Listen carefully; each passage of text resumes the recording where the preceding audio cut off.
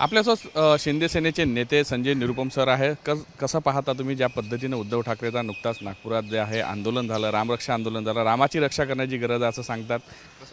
तो रामरक्षा आंदोलन नव्हता, तो त्यांच्या स्वतःच्या पक्षरक्षा आंदोलन होतं. कारण असं आहे की ज्या प्रकारे त्यांची पक्षाने जनताचा विश्वास गमावलेला आहे, ज्या प्रकारे त्यांचा पक्ष एकदम विखुरलेला आहे, ज्याप्रमाणे त्यांच्या पक्षाचे स्वतःचे लोक, त्यांचे खासदार नाराज होऊन त्यांना सोडून जात आहेत, त्यांचे जो पदाधिकारी आहेत, कॅडर आहेत, दररोज ते सोडून आमच्या शिवसेनामध्ये शिंदे साहेबांच्या नेतृत्वात प्रवेश करत आहेत, त्यांचे आमदार पण आता सोडून जाणार.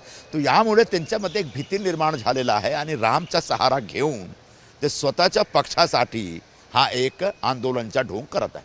खरं तर आमदारही सोडून जाणार तुम्ही म्हणता, नक्कीच काहीतरी संपर्कात आहे काही लोक. खूप सारे आमदार आहेत जो त्यांच्यावर रागवलेले आहेत, कारण आता त्यांचे आमदारांच्या त्यांच्या नेतृत्वावर आता भरोसा राहिलेला नाही.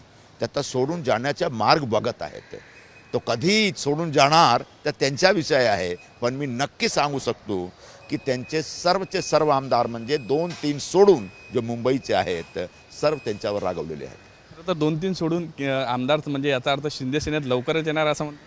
नाही, कुठे ते जाणार ते त्यांचा विषय आहे. त्यांना एक निर्णय घ्यायचा आहे, पण त्यांच्या आमदारांमध्ये भयंकर नाराजगी आहे आणि तो सोडून जाण्याचा एक मार्ग बघत आहेत.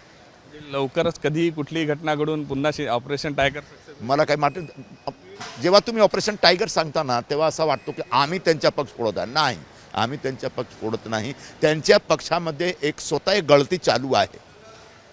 नक्कीच. खरं तर सोमंग वांगचूकचं सुद्धा आंदोलन सुरू आहे, त्याला सुद्धा पाठिंबा खरं तर उद्धव सेनेने दिलेला आहे. काल त्याच्यासाठी मुंबईतही त्यांनी आंदोलन. ते मातोश्रीमध्ये बसून इराणला मी पाठिंबा देऊ शकतात.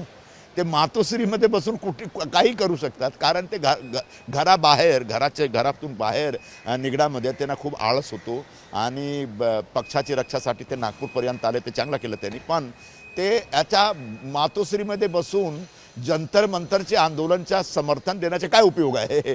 तो फक्त एक लिप सर्व्हिस आहे.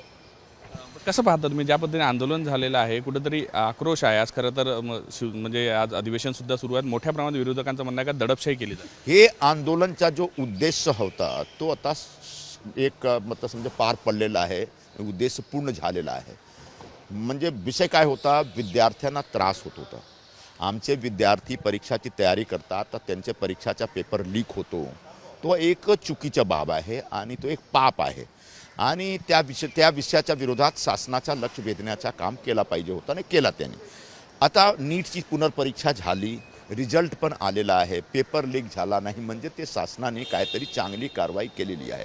यामुळे मी सांगू इच्छितो की आता त्यांच्या आंदोलनाचा जो मकसद, जो पर्पस होता, जो उद्देश होता, तो आता पूर्ण झाला. आता पुढे जे काही करत आहेत तो एक राजकीय हेतू पुरस्कार आहे. राजकीय हेतू घेऊन म्हणजे एक पॉलिटिकली मोटिवेटेड एज्युटेशन आहे आणि या एज्युटेशनपासून देशाच्या विद्यार्थ्यांना लांब राहायला पाहिजे असं मी सर्व विद्यार्थ्यांना अपील करतो की आता तुमची जो प्रश्न होती आम्ही हातात घेतला, लोकांनी हातात घेतला आणि घेतलाच पाहिजे, पण आता तो प्रश्न संपलेला आहे. आता या आंदोलनाचा काय उपयोग नाही. संजय राऊत असे म्हणाले की म्हणजे खरं तर यांच्या एकनाथ शिंदेच्या दाढीवर बोलले का हनुमान येईल ना दाढी जाडून जाईल. कसं पाहता तुम्ही या वक्तव्यांकडे? संजय राऊत म्हणजे एक बेकार माणूस आहे. तो दररोज काहीतरी उलटसुलट बकबक करतो आणि त्यांना आता लोक सिरियस घेत नाही. फक्त मीडियाचे लोक त्यांना सिरियसली घेतात. ते दररोज एक काहीतरी खोटी बातमी पसरवतात आणि दररोज कोणा ना कोणावर एक पर्सनलाइज लेवलवर टिप्पणी करतात. तो एक चुकीची बाब आहे. आम्ही संजय राऊतच्या असा प्रकारचा जो स्टेटमेंट आहे त्याच्यावर लक्ष पण देत नाही. खरं तर काल संजय देशमुख जे आहे, जे यवतमाळचे खासदार आहे, त्यांनी असंही म्हटलं का लवकरच नगराध्यक्ष लेवलचेही लोक की आहे जे आमच्या पक्षात येणार आहे, तुम्ही म्हणता आमदार येणार आहे, मोठ्या प्रमाणात लोक पुन्हा. सांगितलं ना तुम्हाला की उबाठामध्ये संपूर्ण महाराष्ट्रात आता जे काही लोक राहिलेले आहेत ते पण अस्वस्थ आहेत, ते पण नेतृत्वावर असंतुष्ट आहेत, ते पण सगळे काहीतरी मार्ग शोधत आहेत. तो त्यांचे नगराध्यक्ष आहेत किंवा नगरसेवक आहेत, नगर पार्षद आहेत, जिल्हा परिषदचे लोक आहेत, जे काही थोडे बहुत राहिलेले आहेत ते सगळे आता निघून जाणार. हा एक फॅक्ट आहे. शेवटचे 2-3 लोक हां, शिवनचे साहेब राहणार, साहेबांचे मुलगा राहणार आणि संजय राऊत राहणार. अधिकच.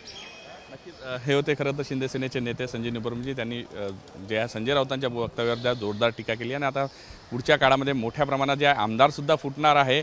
खालच्या पातळीवर जे नगराध्यक्ष व जिल्हा परिषद स्थानिक स्वराज्य संस्थेचे नेते जे आहेत ते सुद्धा फुटणार अशा पद्धतीचा दावा जो आहे त्यांनी साम टीव्हीशी एक्सक्लुझिव्ह बातचीत करताना केलेला आहे. व्हिडिओ जर्नलिस्ट सौरभ बोलेसह पराग डुबळे, साम टीव्ही न्यूज, नागपूर. मी नेहमी फक्त साम टी व्हीच पाहते कारण त्यांच्या बातम्या मला रिलेट करतात.